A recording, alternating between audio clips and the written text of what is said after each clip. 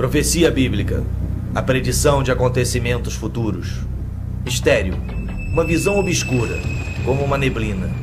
Mas na névoa também é possível observar uma luz do outro lado. Tu, ó rei, estavas olhando e viste uma grande estátua.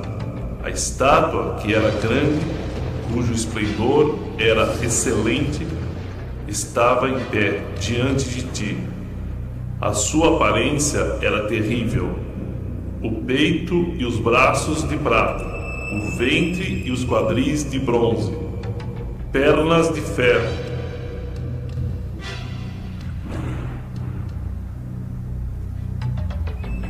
Estavas vendo isto quando uma pedra foi cortada sem auxílio de mãos. Este é o sonho e também a sua interpretação. Diremos ao rei. E para onde caminha a tecnologia?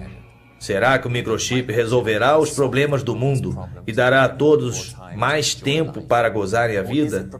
Ou estará abrindo caminho para os olhos sempre vigilantes do Big Brother? A internet promete facilitar a nossa vida, conectando-nos a milhões de pessoas em todo o mundo. Mas será que com isso estará fragmentando a família e destruindo a privacidade? Segundo uma recente pesquisa, 6 em cada 10 norte-americanos consideram que o fim do mundo acontecerá num futuro não muito distante.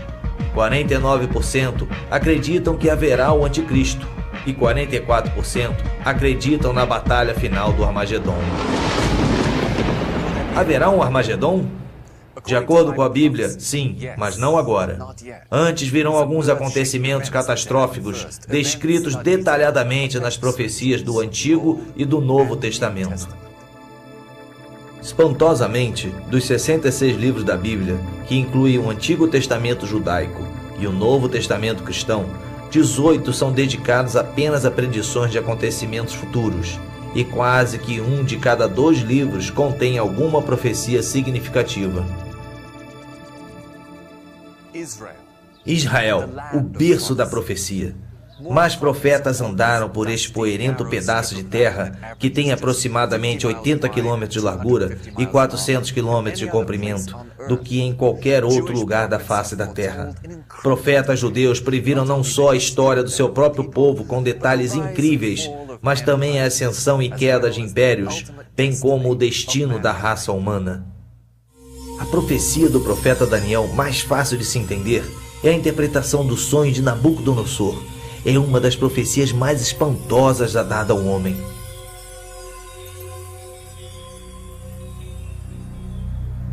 O rei sonhou com uma grande imagem cuja cabeça era de ouro, o peito e os braços de prata, o ventre e os quadris de bronze,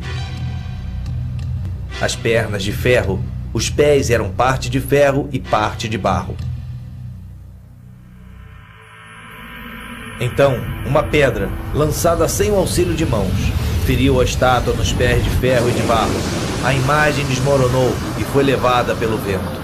Mas a pedra que feriu a imagem tornou-se uma grande montanha e encheu toda a terra. Nesta visão espantosa, cada parte da imagem simboliza um diferente império que Deus predisse que iria governar o mundo.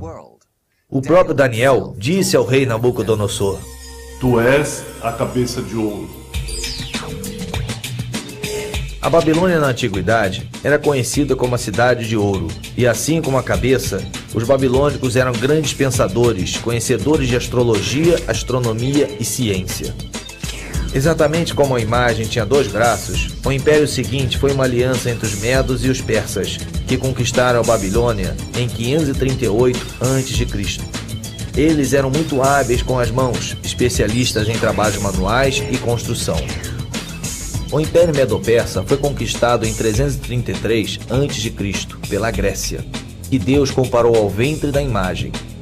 O povo grego era hedonista, sempre em busca do prazer, simbolizado aqui pelo ventre e os desejos da carne.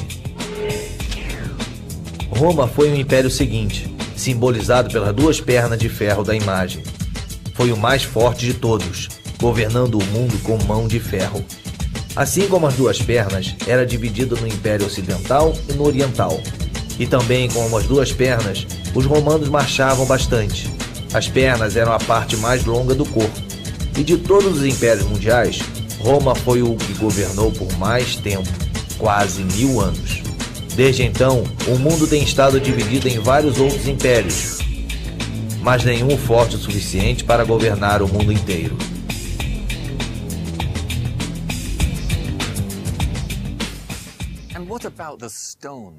O que significa a pedra lançada sem o auxílio de mãos, que fere a imagem nos dedos e a estraçalha? As profecias de Daniel podem parecer um pouco complicadas, mas é significativo o fato de conseguirmos entender estes mistérios, porque Deus disse a Daniel: Tu, porém, Daniel, encerra as palavras e sela o livro, até o tempo do fim. Muitos o esquadrinharão e o conhecimento se multiplicará. Porque essas palavras estão encerradas e seladas até o tempo do fim. But the book of Daniel today is a little bit more clear. First, because of the establishment of Israel, I believe.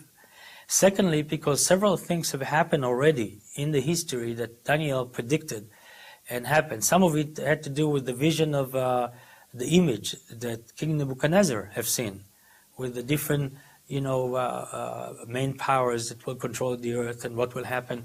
As we follow that study carefully, we can see very clearly the description of the Persian Empire, then the Greek Empire, then the Roman Empire, and then a situation as we have today, a clay mixed with iron, things that are, not very clear as they used to be in the past, which we have in our modern democratic society. And so when you follow that, you can follow a little bit the book and see the fulfillment of some of the prophetic words. So it's not as sealed as it used to be. I do believe there are certain things that's still hidden from our eyes that Daniel talks about, and a good study, a thorough study, will open it up before those who really study it, along with the book of Revelation. Então, será que temos uma ideia do que os pés e os 10 dedos simbolizam? Muitos estudiosos da Bíblia concordam numa interpretação chocante desta parte da imagem, relacionada bastante com Israel e seu futuro em breve. Antes de entrarmos nas profecias do futuro próximo, vamos analisar as profecias já cumpridas, pois nos darão uma melhor ideia de como Deus se comunica através de linguagem profética. Poderia-se dizer que tanto a raça judia como a árabe foram concebidas através de profecia. Deus disse a Abraão, o pai de ambas as raças, que ele deveria sair do país de Harã para a terra que ele lhe mostraria. A Bíblia relata que Abraão obedeceu sem saber aonde ia. Deus prometeu-lhe: eu multiplicarei a tua semente como as estrelas do céu e como a areia do mar. Uma aparente impossibilidade, pois não só sua esposa Sara era estéril, mas ela já tinha 90 anos de idade. Sendo assim, o primeiro filho de Abraão, Ismael, nasceu de uma mulher egípcia chamada Agar, serva de Sara. Ismael se tornou o pai das 12 nações árabes, que hoje estão espalhadas pela Ásia e África. No versículo 20 do capítulo 17 do Gênesis, Deus fala sobre Ismael. Eu o multiplicarei extraordinariamente, gerará 12 príncipes e dele farei uma grande nação. A minha aliança, porém, estabelecerei com Isaque, que Sara te dará neste tempo, daqui a 1 ano. No ano seguinte, aos 91 anos de idade, Sara deu à luz a Isaque, que se tornaria o pai de Jacó, cujos 12 filhos seriam os patriarcas das 12 tribos judaicas.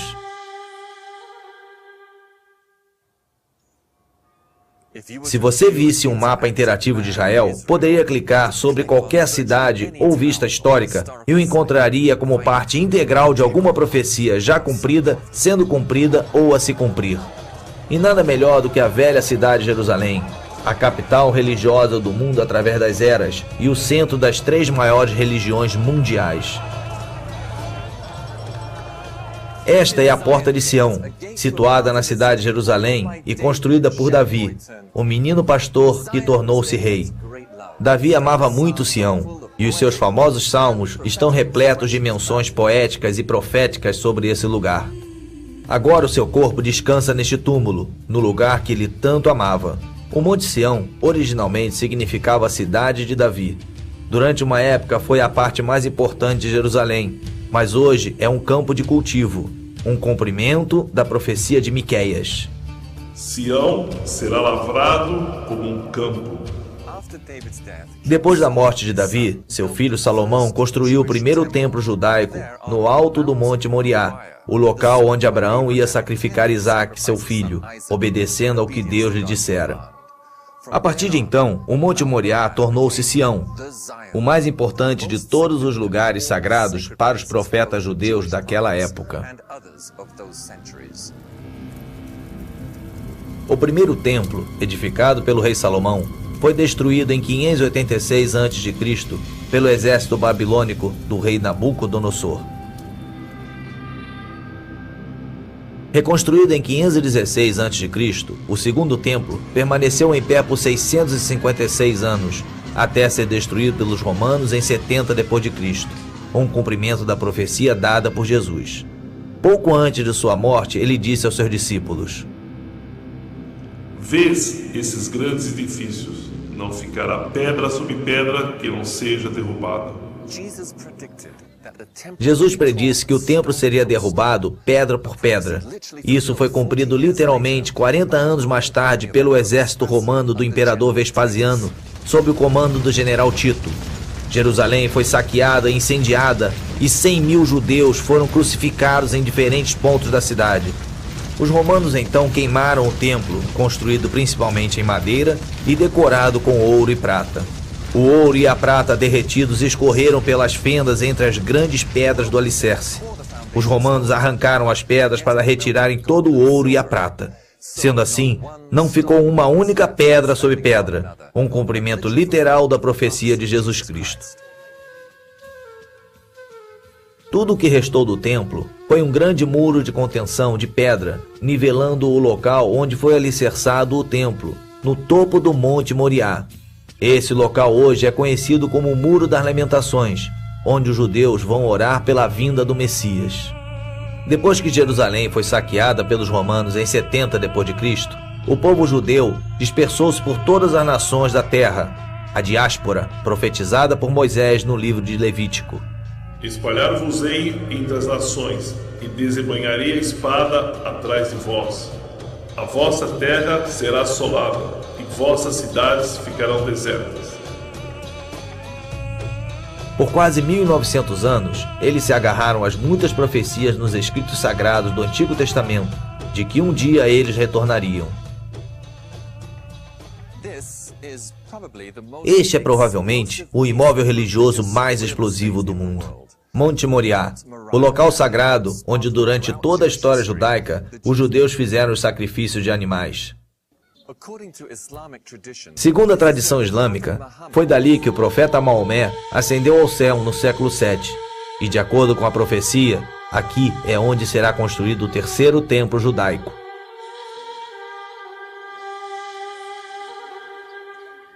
Esta é a Mesquita de Omar e o lugar de adoração mais santo do islamismo, construída em 600 d.C. É também chamado de Cúpula da Rocha, porque ali dentro encontra-se a pedra sobre a qual Abraão ia sacrificar seu filho Isaque. Durante os 500 anos do governo romano e bizantino, o cristianismo predominou na Palestina, mas após a conquista árabe de 641, ela ficou sob influência do islamismo. No ano de 1099, as cruzadas tomaram Jerusalém e estabeleceram um reino feudal que durou até 1291, quando os europeus foram então expulsos pelos egípcios. Em 1516, a Palestina passou a fazer parte do Império Otomano por 400 anos, até ser dominada pelos britânicos no final da Primeira Guerra Mundial, em 1918. Segundo uma profecia muçulmana, Jerusalém seria conquistada por um profeta de Deus e tomada pacificamente. Então, quando o general Allenby, chefe das forças britânicas, e seu exército cercaram Jerusalém, o povo, ao ouvir seu nome, rendeu-se, sem resistirem, porque Allenby, em árabe, significa profeta de Deus. Precisamente aqui, nesta porta da cidade de Davi, Allenby declarou a vitória em nome das forças britânicas e aliadas. Os britânicos governaram e influenciaram bastante a Palestina por 30 anos, de 1918 a 1948.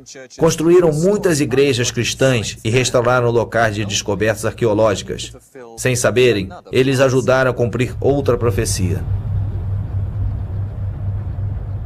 Esta é a cidade de Haifa, a joia do Mediterrâneo, e local de passagem para Israel. Aos fundos, eleva-se o Monte Carmelo, onde o profeta Elias massacrou os 450 profetas falsos de Baal. O patriarca judeu Jacó predisse no livro de Gênesis que esta terra de Zebulun se tornaria um abrigo para os navios. Por milhares de anos, os navios não podiam atracar ali por ter uma baía muito rasa. Mas depois que os britânicos aprofundaram o porto em 1930, Haifa tornou-se o maior porto de Israel. No dia 14 de maio de 1948, Israel voltou a ser uma nação, o cumprimento de numerosas profecias do Antigo Testamento, uma das quais diz: levantará o estandarte para as nações, ajuntará os desenterrados de Israel e os dispersos de Judá, recolherá desde os quatro confins da terra. A formação do Estado de Israel é muito significativa tanto para os judeus como para os cristãos. One major sign that I personally believe that is an indicator to the fact that we are whether the threshold or already at the beginning of the end time is the establishment of the modern state of Israel. Here is a phenomena that have been predicted in the Word hundreds of times. The Old Testament is full of prophetic word about the restoration of Israel. Ao mesmo tempo que os cristãos buscam sinais indicadores da volta de Jesus, os judeus buscam sinais da vinda do Messias. Há muitos judeus ortodoxos ensinam que o mundo duraria por 6.000 anos antes do Messias vir, e com ele a raça humana passaria por um período de 1.000 anos de paz, já que Deus criou o mundo em 6 dias, de acordo com Gênesis 1:31, e descansou no 7º dia, de acordo com Gênesis 2:2. Eles interpretam que a história mundial atingiria o seu clímax dentro desse parâmetro também. The first 2,000 is until Abraham. When Abraham was 52 years old was the first 2,000. Then he had a covenant with God that will be his God and will give him the land. The second 2,000, the middle 2,000 was from between 2 to 4 is the 2,000 where the prophecies are being written. The Bible and all, the entire Bible. The last 2,000 is from the destruction of the second temple. It comes, by the way, by the dot to the year. Another time we have to explain that. So the last 2,000 is the 2,000 of the era of Mashiach. Eles citam o Salmo 94, que diz: porque 1000 anos ao teu lado são como ontem quando passam. Da mesma maneira, o cristão considera a segunda epístola de Pedro, capítulo 3, versículo 8, que diz: há todavia uma coisa, amados, que não deveis esquecer, que para o Senhor um dia é como 1000 anos, e 1000 anos é como um dia. Creation, 6th day of creation. The 7th day is the last 1,000, is the day of God, the kingdom is totally revealed in the world. A reconstrução do Templo de Salomão, no monte, é de tal importância para os judeus que há séculos eles oram por isso e encerram toda a cerimônia de casamento quebrando um copo para lembrar os convidados da destruição do templo.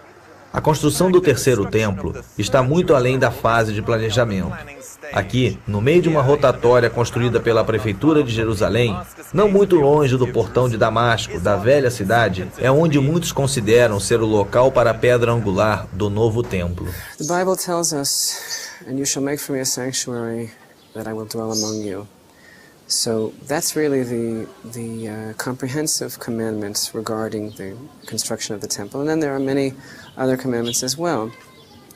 The commandments really can be fulfilled today in a number of ways, kind of in absentia, or maybe kind of in a piecemeal fashion, in view of the impediments towards actually building the temple until such time as is more fitting.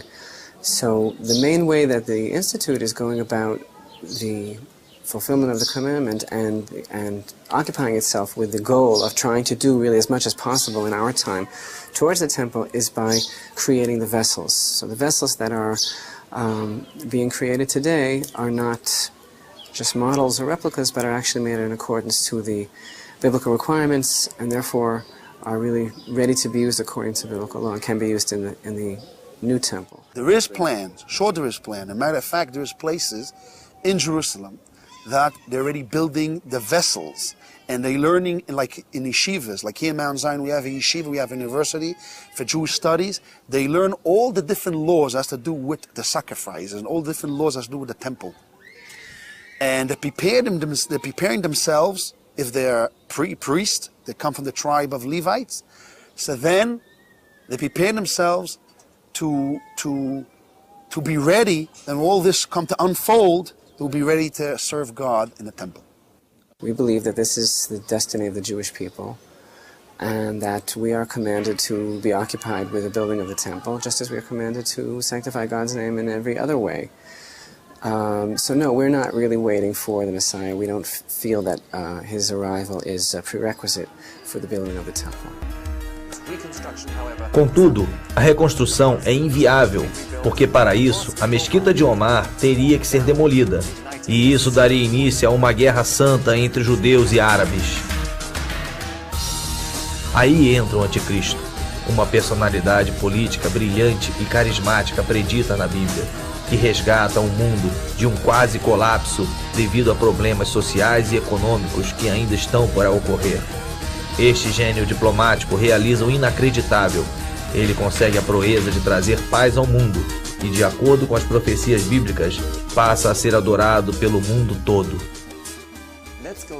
Agora, voltando à interpretação do sonho de Nabucodonosor, Daniel mencionou os principais reinos e impérios do mundo, começando com a Babilônia, o império de Nabucodonosor. Uma última parte dessa imagem, que representa a história do mundo, ainda permanece. Como os dedos dos pés eram parte de ferro e parte de barro. Assim, por uma parte o reino será forte e por outra será frágil. Sem rei, não existe reino. Neste caso, a profecia refere-se ao anticristo. Daniel, mais tarde, explica que os 10 dedos simbolizam 10 reis que juram lealdade e apoio ao anticristo por um tempo. O ferro representa os governos duros e ditatoriais, e o barro, os mais democráticos e maleáveis. E assim como o ferro e o barro não se misturam, estas duas ideologias são governos opostos. O que mais nos diz a Bíblia sobre esta pessoa tão poderosa? Ele virá caladamente e tomará o reino com lisonjas. Ele soluciona o problema no Oriente Médio e assina um acordo de paz de 7 anos.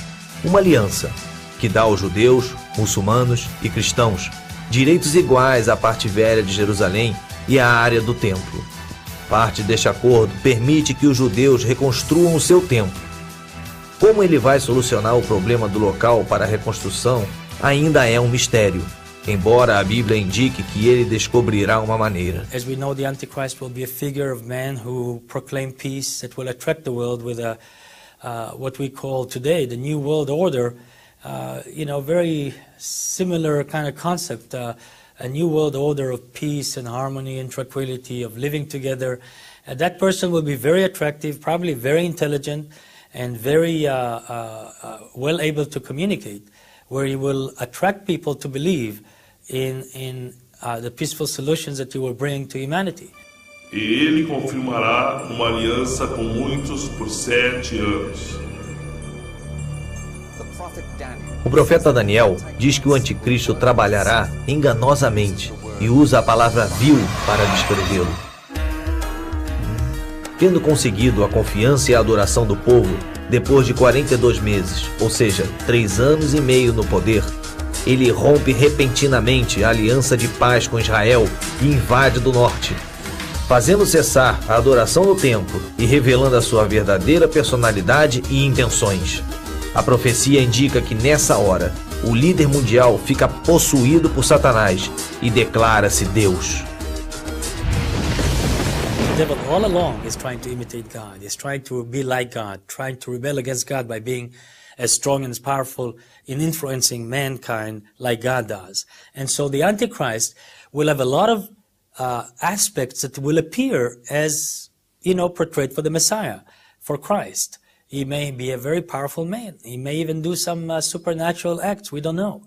May have some power given to him by the devil that will create some supernatural manifestations. Yes, I do believe people will confuse him with Christ, and those that are not deeply engaged with relationship with God and understand the Word of God good today may fall into that deception.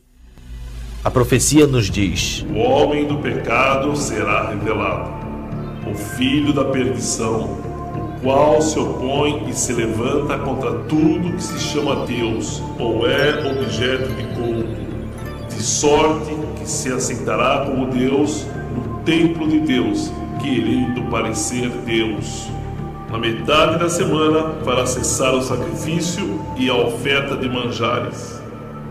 Foi ali, no Monte das Oliveiras, que Jesus acrescentou uma instrução muito clara em relação à profecia de Daniel, dizendo aos seus seguidores como agir quando o anticristo fizesse cessar o sacrifício no templo e estabelecesse a abominação da desolação, ou seja, a sua própria imagem como um Deus, em algum ponto do lugar santo, no templo neste monte.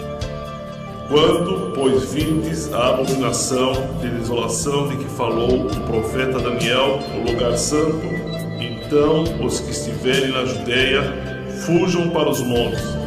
Quem estiver sobre o telhado não desça a tirar de casa coisa alguma. E quem estiver no campo não volte atrás para pegar a sua capa. Porque nesse tempo haverá grande tribulação, como desde o princípio do mundo até agora não tem havido, nem haverá jamais. Esta abominação da desolação, descrita pelo profeta Daniel e Jesus, é também chamada de imagem da besta, no livro do Apocalipse. Com base no que a profecia descreve, poderia ser uma máquina computadorizada, que pode falar e mandar matar qualquer pessoa, em qualquer lugar que se recuse a adorá-la.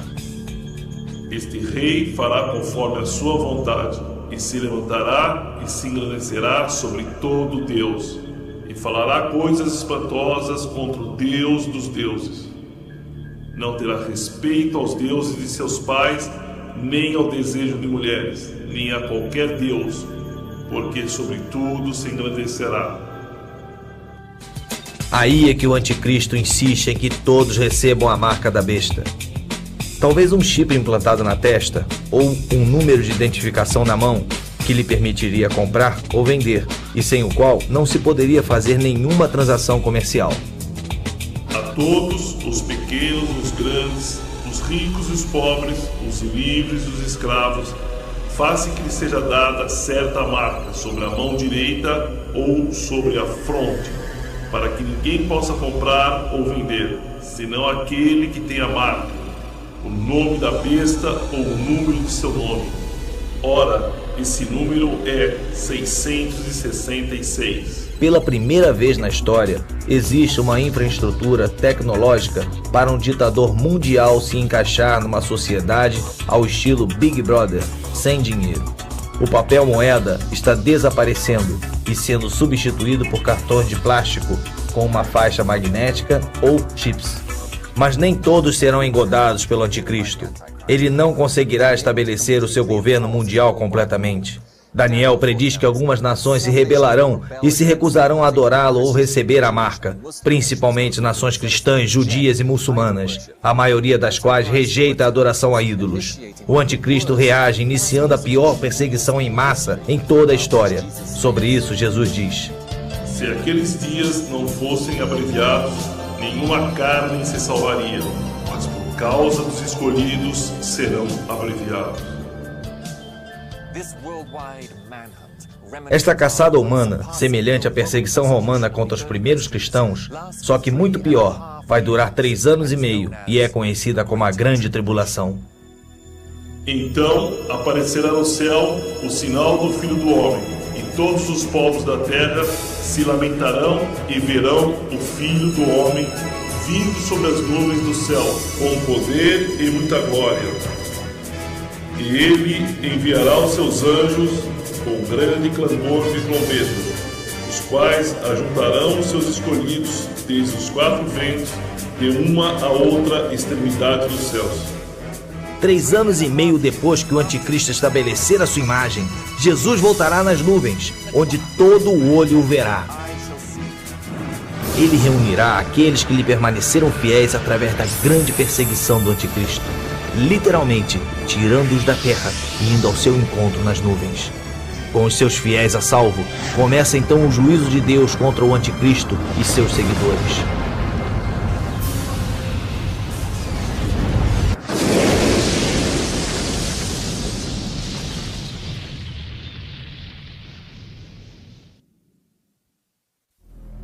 Então ouvi, vinda do templo, uma grande voz que dizia aos 7 anjos: Ide e derramai sobre a terra as 7 taças da ira de Deus. O primeiro saiu e derramou a sua taça sobre a terra, e apareceu uma chaga feia e dolorosa nos homens que tinham o sinal da besta e o que adoravam a sua imagem. O segundo anjo derramou a sua taça no mar, que se tornou em sangue como de um morto, e morreram todos os seres viventes que estavam no mar.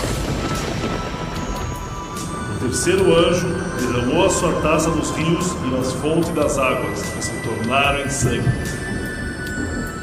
O quarto anjo derramou a sua taça sobre o sol, e foi-lhe permitido que abraçasse os homens com fogo. Os homens foram abrasados com grande calor, blasfemaram contra o nome de Deus, que tem poder sobre essas pragas, mas não se arrependeram para lhe darem a glória. O quinto anjo derramou a sua taça sobre o trono da besta, e o seu reino se fez tenebroso. Os homens mordiam as suas línguas de dor, e por causa das suas dores e das suas chagas, blasfemaram contra o Deus do céu e não se arrependeram das suas obras. O sexto anjo derramou a sua taça sobre o grande rio Eufrates, e a sua água secou-se, para que se preparasse o caminho dos reis do Oriente. Então os ajuntaram no lugar que em hebraico se chama Armagedon.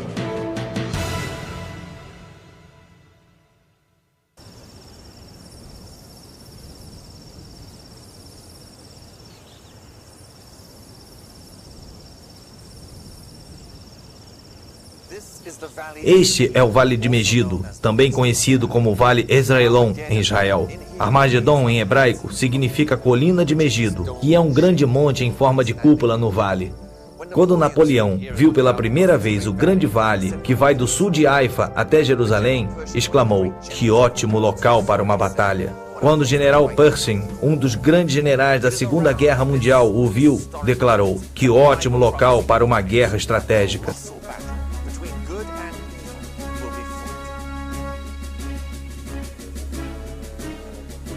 É ao redor deste monte histórico que a profecia bíblica indica que será travada uma batalha colossal entre o bem e o mal. Os exércitos do Senhor no céu preparam-se para a batalha. Enquanto o anticristo está envolvido na batalha, Jesus e os seus filhos ressuscitados surgem com uma invasão celestial. O anticristo vira suas armas contra o exército celeste e inicia uma batalha como nunca houve na terra, a Batalha de Armagedon.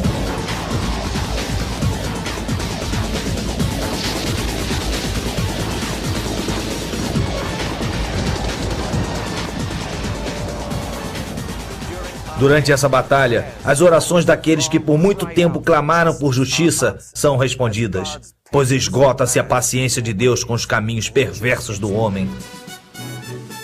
Já se ouve a gritaria da multidão sobre os montes, semelhante a de um grande povo, a voz do rebuliço de reinos e de nações já congregados. O Senhor dos exércitos passa em revista o exército para a guerra. Já vem de uma terra distante, desde a extremidade do céu, o Senhor e os instrumentos da sua indignação para destruir toda aquela terra. Farei cessar a arrogância dos atrevidos e abaterei a soberba dos cruéis.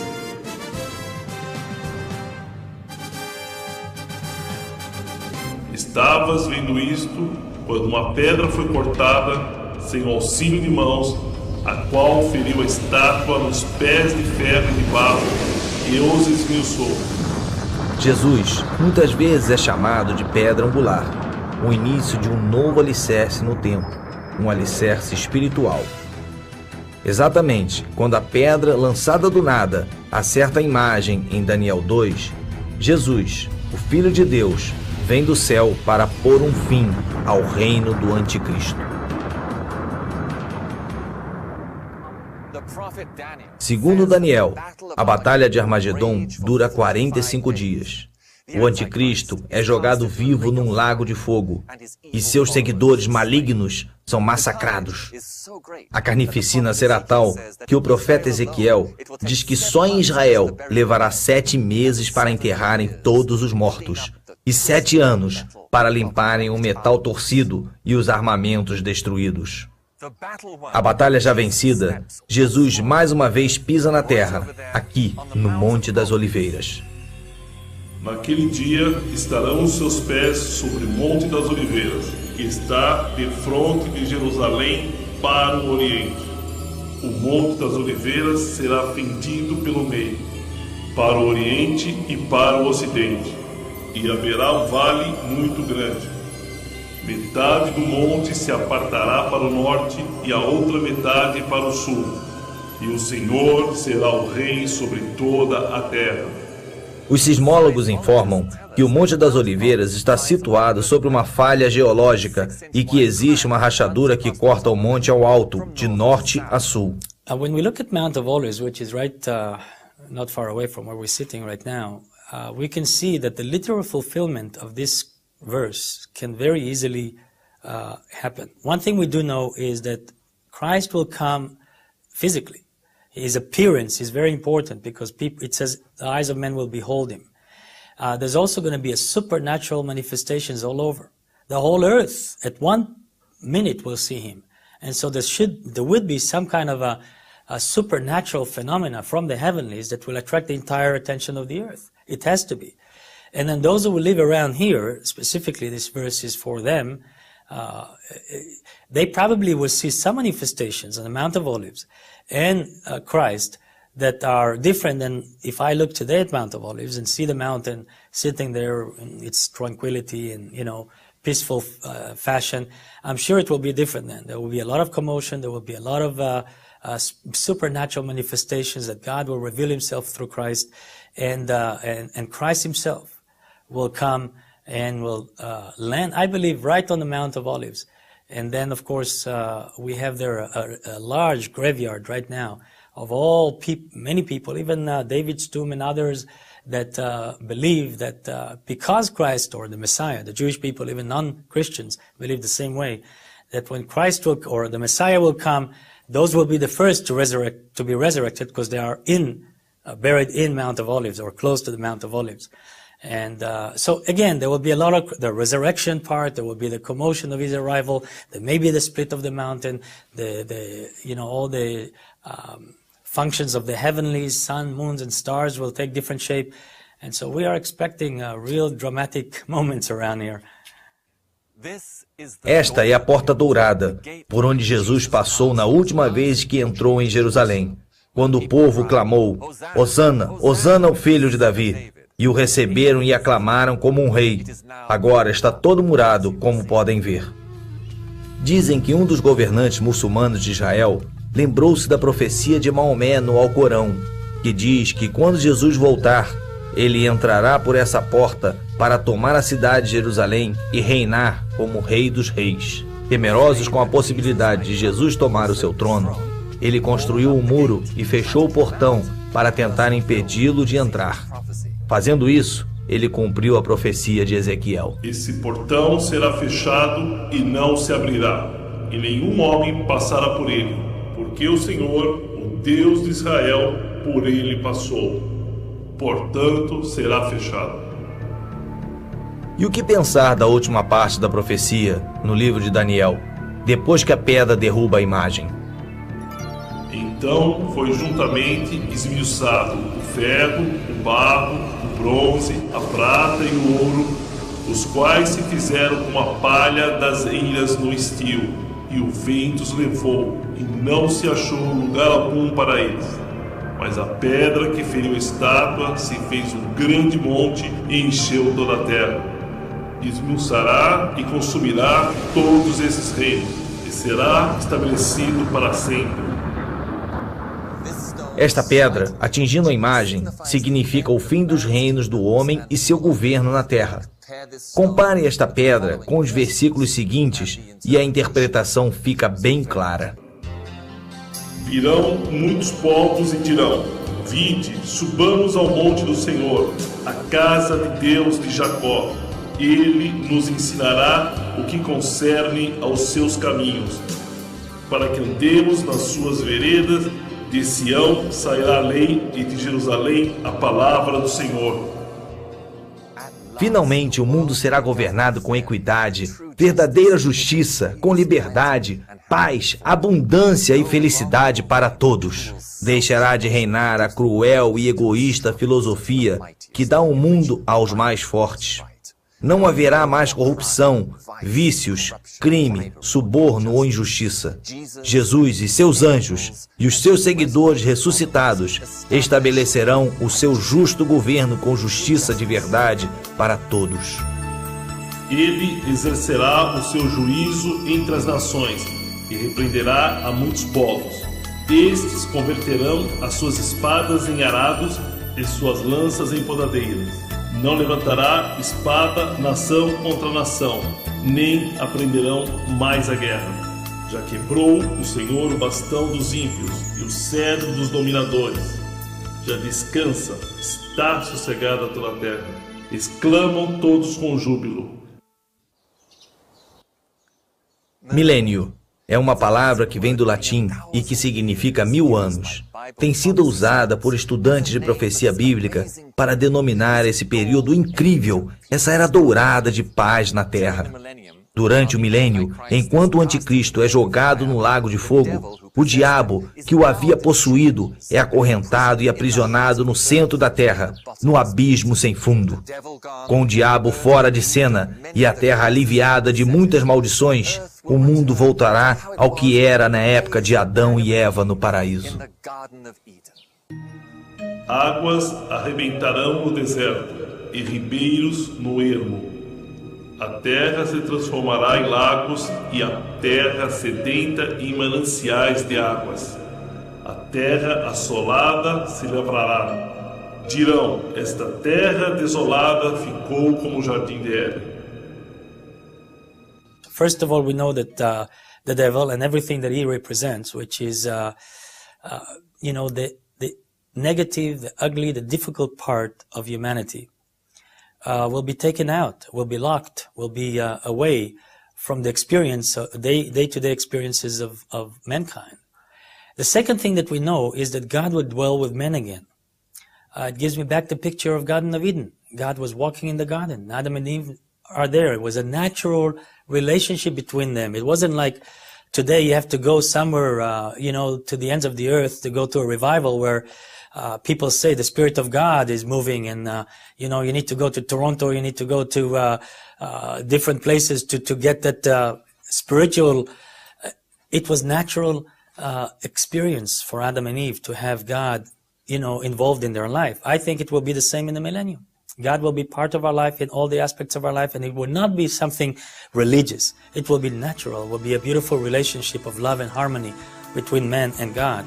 Brincará a criança de peito sobre a toca da áspide, e já o desmamado meterá a mão na cova do basilisco. Morará o lobo com o cordeiro, o leopardo com o cabrito se deitará. A vaca e a ursa pastarão juntas. Seus filhos juntos se deitarão, e o leão comerá palha como boi. Humanity will not be an enemy to each other. A lion and a lamb cannot dwell together today. But also in Yugoslavia, for example, the Serb and the Albanians cannot live together, and in Turkey, the Kurdistan people and the Turkish cannot live together, and in Israel, the Arabs and the Jews cannot live together. In other words, the same picture that we see of the animal world, that this violent action for survival and all this aggression between certain groups of animals to others, we see that in humanity in a different way. Since in the millennium, the whole concept of humanity will be different. There will be love, harmony, hate will be gone, and all the negative effect of the devil influence of our life and our flesh and all that stuff will not be the prevalent thing, but the spiritual aspect of God and our positive aspect of our characters will be the things that will really be the strongest emphasis in the millennium. I think also nature will behave in the same way. I think God will change the shape, the heart of animals. And I think there will be provision for a lion to eat without a need to destroy or to kill a lamb. And I think also their nature will be changed because God will touch the entire creation. And in the millennium, everything will be under God and with God. And I believe also you'll see that it will affect the animals, it will affect the birds, it will affect, every creature on the face of earth for 1,000 years. Não se fará mal nem dano algum em todo o monte da minha santidade, pois a terra se encherá do conhecimento do Senhor, como as águas cobrem o mar. The devil will be locked for 1,000 years, and then later on he will be released. So there will be some kind of connection to him that we don't understand how it will be, but those will be immobile, unable to influence society for 1,000 years. They are limited in those 1,000 years with their powers and their ability to influence humanity. No reino do milênio, as pessoas vão voltar a utilizar meios de transporte que não poluem o ambiente, como cavalos, camelos, carroças e lindas caravelas. Também não haverá mais grandes cidades, indústria pesada, fábricas com chaminés soltando fumaça e poluindo, e maquinário destrutivo. O mundo voltará a ser uma sociedade agrária, vivendo em pequenas, tranquilas e aconchegantes comunidades rurais. Não será como se a Terra tivesse voltado atrás no tempo. Haverá conveniências modernas e tecnologia avançada, mas nada que cause mal ou destrua o ambiente. E as almas daqueles que foram decolados por causa do testemunho de Jesus e pela palavra de Deus, e não adoraram a besta, nem a sua imagem, e não receberam o sinal na testa nem nas mãos. Reviveram e reinaram com Cristo durante 1000 anos. Estes cidadãos do céu são os fiéis de todas as eras, que serviram a Deus. Às vezes refere-se a eles como os santos ressuscitados, cujos corpos são semelhantes ao de Jesus depois da sua ressurreição. No milênio, os que tiverem corpos ressuscitados poderão interagir com os que têm corpos normais e terrenos, como Jesus com seus discípulos depois da ressurreição. Um corpo que, como São Paulo disse, é semeado para a corrupção e se levantará na incorrupção. Não julgará segundo a vista dos seus olhos, nem repreenderá segundo o ouvir dos seus ouvidos, mas julgará com justiça os pobres e repreenderá com equidade os mansos da terra. A Bíblia afirma que o reino de Jesus Cristo sobre a terra, durante o milênio, será um reino de pureza e de verdadeira justiça.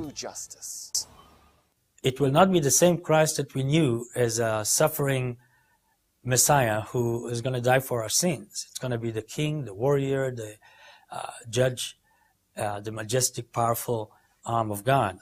And the picture of that Messiah will be implemented in the person of Christ when he comes back. And so we're talking about tangibles. We're talking about something that we can see, we can touch, we can feel.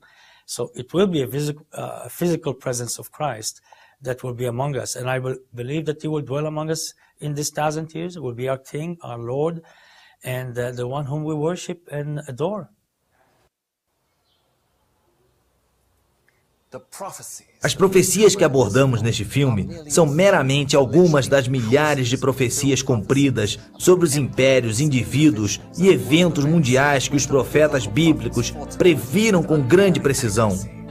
Estes mesmos profetas afirmaram repetidas vezes que Deus estabelecerá o seu reino celestial de amor, paz e justiça através dos seus seguidores ressuscitados. O reino e o domínio e a majestade dos reinos debaixo de todo o céu serão dados ao povo dos santos do Altíssimo. O seu reino será um reino eterno, e todos os domínios o servirão e lhe obedecerão. Deus tem dado ao homem a sua chance de tentar resolver os seus próprios problemas e trazer paz e felicidade ao mundo. E se Deus não interferisse nesta última hora da história, o homem provavelmente destruiria a terra completamente e se aniquilaria. Por isso, Jesus profetizou que nos últimos dias, a menos que aqueles dias fossem abreviados, nenhuma carne seria salva. Na verdade, a Bíblia diz que o mundo irá de mal a pior, mas também promete que quando o homem alcançar o seu limite, Deus interferirá e restaurará a terra a uma condição idílica, pela qual milhões continuam a orar todos os dias. Pai nosso que estás no céu, santificado seja o vosso nome.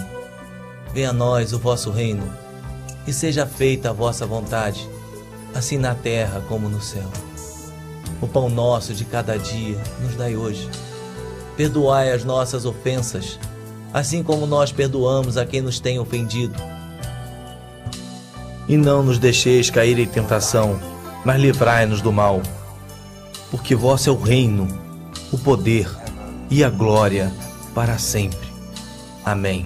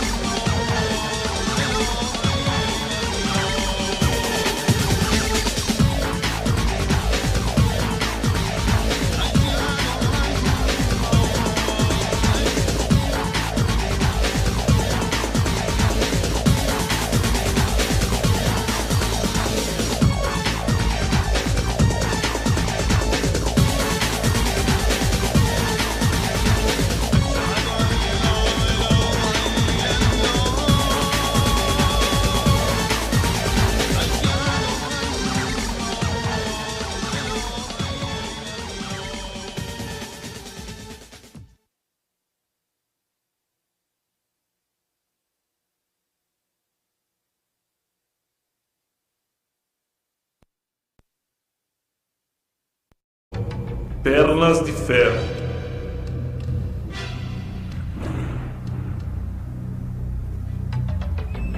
Estavas vendo isto quando uma pedra foi cortada sem auxílio de mãos. Este é o sonho e também a sua interpretação. Diremos ao rei.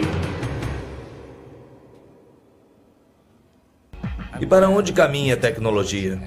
Será que o microchip resolverá os problemas do mundo e dará a todos mais tempo para gozarem a vida? Ou estará abrindo caminho para os olhos sempre vigilantes do Big Brother? A internet promete facilitar a nossa vida, conectando-nos a milhões de pessoas em todo o mundo, mas será que com isso estará fragmentando a família e destruindo a privacidade?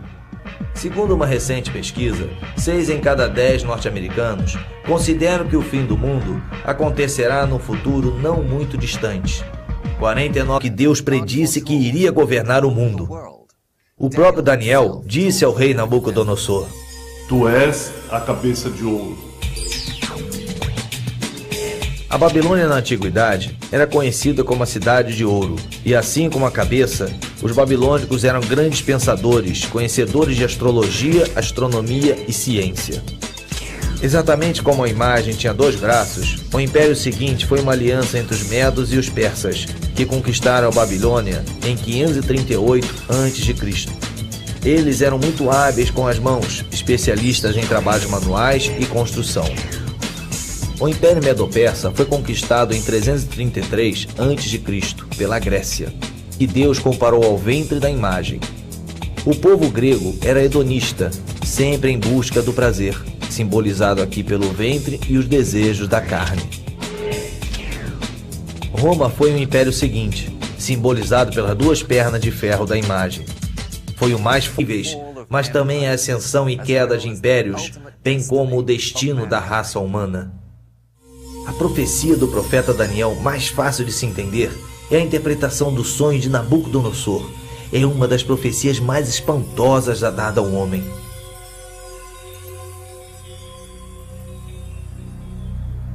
O rei sonhou com uma grande imagem cuja cabeça era de ouro, o peito e os braços de prata, o ventre e os quadris de bronze, as pernas de ferro, os pés eram parte de ferro e parte de barro. Então, uma pedra, lançada sem o auxílio de mãos, feriu a estátua nos pés de ferro e de barro. A imagem desmoronou e foi levada pelo vento. Mas a pedra que feriu a imagem tornou-se uma grande montanha e encheu toda a terra.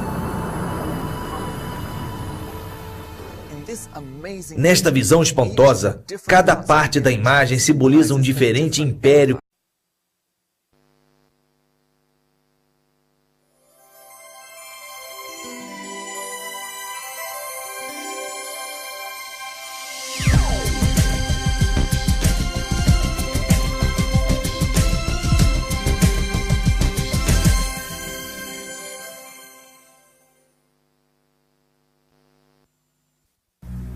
Profecia bíblica, a predição de acontecimentos futuros.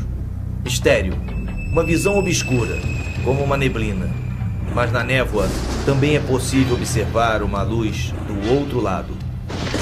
Tu, ó rei, estavas olhando e viste uma grande estátua. A estátua, que era grande, cujo esplendor era excelente, estava em pé diante de ti. A sua aparência era terrível, o peito e os braços de prata, o ventre e os quadris de bronze. 9% acreditam que haverá o anticristo e 44% acreditam na batalha final do Armagedon. Haverá um Armagedon? De acordo com a Bíblia, sim, mas não agora. Antes virão alguns acontecimentos catastróficos descritos detalhadamente nas profecias do Antigo e do Novo Testamento. Espantosamente, dos 66 livros da Bíblia, que incluem o Antigo Testamento judaico e o Novo Testamento cristão, 18 são dedicados apenas a predições de acontecimentos futuros, e quase que um de cada 2 livros contém alguma profecia significativa. Israel, o berço da profecia. Mais profetas andaram por este poeirento pedaço de terra, que tem aproximadamente 80 km de largura e 400 km de comprimento, do que em qualquer outro lugar da face da terra. Profetas judeus previram não só a história do seu próprio povo com detalhes incríveis,